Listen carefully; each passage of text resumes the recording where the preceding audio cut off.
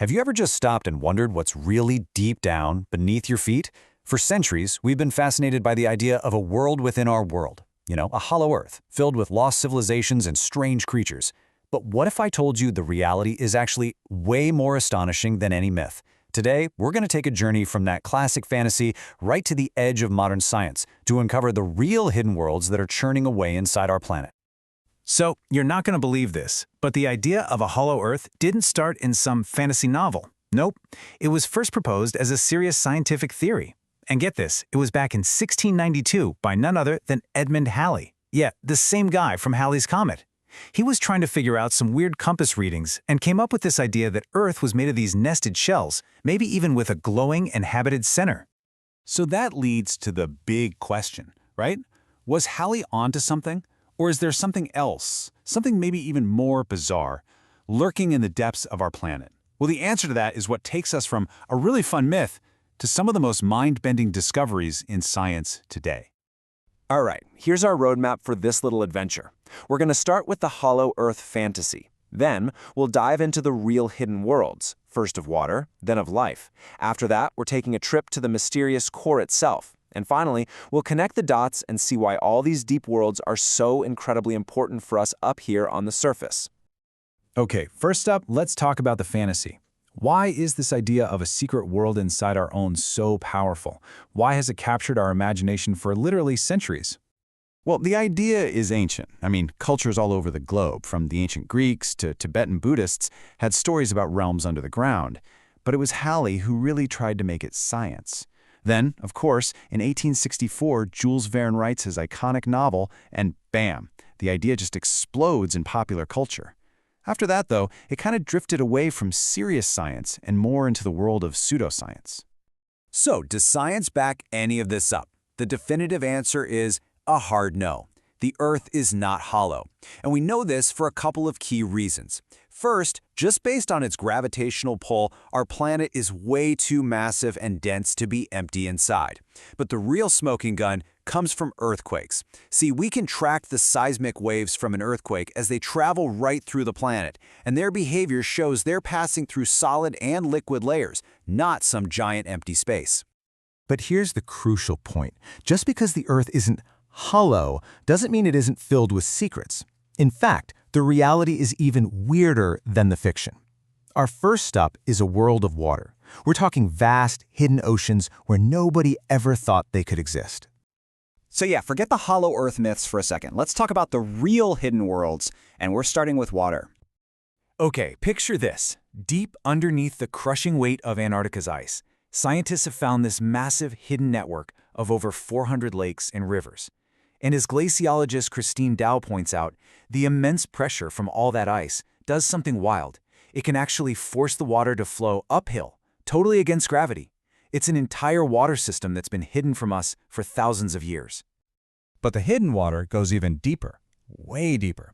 About 660 kilometers down, deep in the Earth's mantle, there's evidence of what scientists are calling a sixth ocean.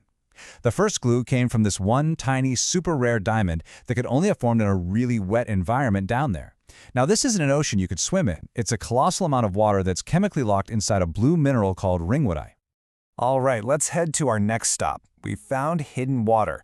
And as you probably know, where there's water and energy, there's usually life, even in the most extreme, unimaginable places.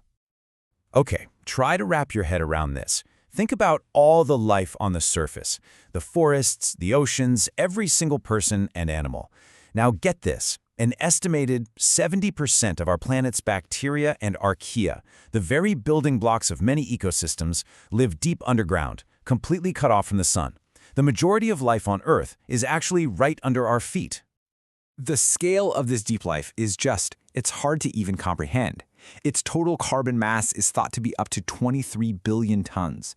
To put that in perspective, that's hundreds of times more than the carbon mass of all 8 billion of us humans on the surface combined. In terms of sheer biomass, we are absolutely the minority on this planet. And this hidden world of life is unbelievably tough.